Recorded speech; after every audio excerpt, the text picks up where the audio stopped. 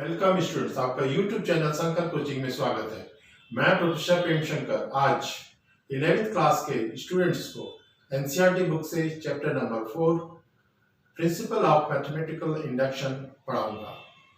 आप इस वीडियो को अंत तक देखें। अगर मेरा ये वीडियो आपको पसंद आता है तो उसे लाइक करें, सब्सक्राइब करें और दोस्तों के साथ शेयर करें। तो चलिए वीडियो स्टार्ट करते हैं। Chapter 4 Principle of mathematical induction. We divide into two parts: introduction and then the principle of mathematical induction problems. In the problems, we will divide this into three parts: one which will contain the equality, another which will contain the inequality, and the third one which will contain the divisibility. So first of all, we see the introduction part. This part we will see the first introduction. See. In mathematics, we use a form of complete induction called the mathematical induction.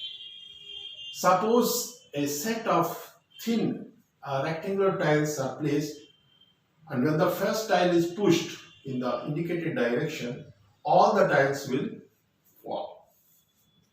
It is only possible, how it is possible? Only possible, first, the first tile will fall, first thing. Second, if any tile falls, its successor necessarily falls. Okay. Now let's suppose n is the smallest subset of the R. N is the mean number, that is the subset of R. Smallest subset. N is what? N is the smallest subset of R. And a set S is said to be an inductive set. And if one is the member of S, one is the member of S, and x plus 1 is also the member of S. X plus 1 is also the member of S. So when it is possible? It is only possible when this x is also the member of S. Since n is the smallest subset of R, n is what? N is the smallest subset. We had already assumed that n is the smallest subset of R. So if the n is the smallest subset of R, which is an inductive set, it is what is that? It is an inductive set. So it follows what? It follows that any subset of R that is an inductive set, it must contain n. It must contain n. Again you listen. Let's suppose n is the smallest subset of R, and a set S. This set S is what? This set S is the inductive set. It is the inductive set. And if 1 is the member of this smallest subset, and x plus 1 is the member of this smallest subset. What does it indicate? It indicates that x is also the member of the smallest subset. So what does it mean? That n is the smallest subset R, and which is what? Which is the inductive set. So what it follows? It follows that any subset of R that is an inductive set, it must contain n. It must contain n. Okay. Now I am taking one simple example. What is that? That is, suppose 8 is divisible by 2. 8 is divisible by 2. And I call that any number divisible by 2 is an even number. If any number divisible by 2 is an even number. So what does it indicate? It indicates that 8 is an even number. So such type of deduction is an application of a general case, and general case to a particular case. General case to a particular case. Example I had taken. I had taken what? I had taken 8 is divisible by 2. First I am taking as 8 is divisible by 2, and then any number divisible by 2, we call it what? We call it even number. So we can say that what? We can say that 8 is an even number. So such type of deduction is an application of a general case to a particular case. Okay. So this is all about the introduction part. Now we come to the principle of mathematical induction. What does it mean? Principle of mathematical induction. In this, the three types of these categories are there. One is the equality portion, another is the inequality portion, and then third one the divisibility. Now, after introduction, come to the second part. Second part is what? Principle of mathematical induction. Second one. And questions are divided into three parts.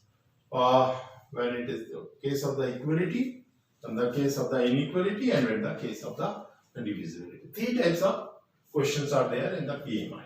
Okay. So actually what we are doing in the PMI, what we are doing, we assume that the statement is true for n is equal to 1. What we assume? We assume that it is true for n is equal to 1. So that means what? That means that P1 is true. It is true. If n is equal to 1, that means what? That means that P1 is true. And then the second we'll check it. Then let's suppose it is true for n is equal to k. So that means what? Pk is true. Pk is true. Similarly, let's suppose it is true for n is equal to k plus 1. So that means what? That means it is true for pk plus 1 is true. Okay. So in this way, we can use the principle of mathematical induction in any questions. And the questions are divided into three categories. Either it contains equality, or it contains inequality, or it contains the divisibility. Okay. So now I am taking the few examples in the case of the equality, inequality, and divisibility. Okay. So first of all, I am taking the case of equality case. So in the equality case, I can take there are many problems are given in this chapter. So equality case, I am taking the examples of the equality case in the equality case, I am taking two examples in each case. In the equality case, I have the questions like this: 1q plus 2q plus 3q plus and so on nq. So this is equal to how much? This is equal to your n into n plus 1 divided by 2 whole square. So it contains what? It contains the equal sign. So this is in the category of equality. Similarly, I can take one more example. Let's suppose I am taking one more example. Let's suppose it is 1 into 2 plus 2 into 3 plus 3 into 4 plus and so on n into n plus 1.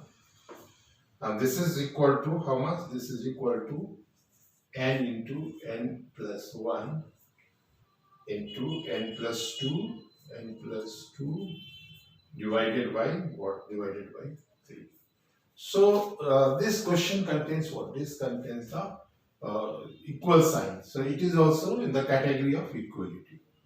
Then let's suppose we will see the few questions like inequality case. In the inequality case, like I have one question is there: 1 plus 2 plus 3 plus and so on plus n, and it is less than 1 by 8 into 2n plus 1 whole square. So since it contains what? It contains the inequality sign. So this is the case in the inequality case.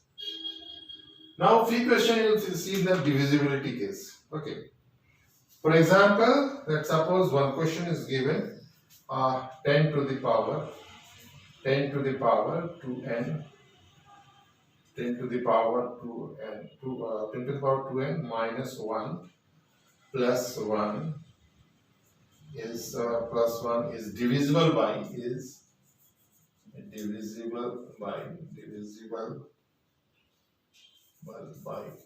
11. So this is a one type of the question which contains what contains the divisibility. I can take one more example. Let's suppose 3 to the power 2n plus 2n plus 2 minus 8n minus 9 is divisible by 8 is divisible by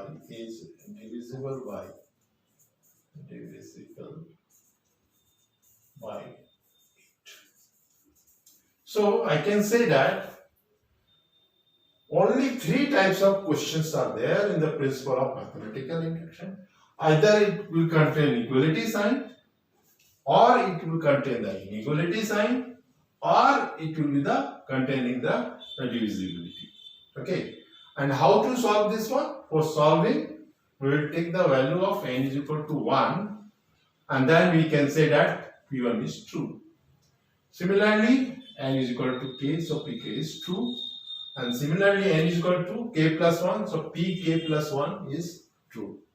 What does it mean? It means that if you put here 1 here, if P1 is true, and this is also, so if you put 1 here, so it will true for what?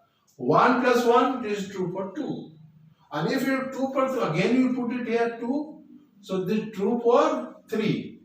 Similarly, if you 3 put, so it is true for P1, P2, P3, P4. So this is the principle of mathematical induction. Okay. So thanks for watching. If you have any doubt, write in the comment box. If you like the content of the video, please like it, subscribe it, and share with your friends.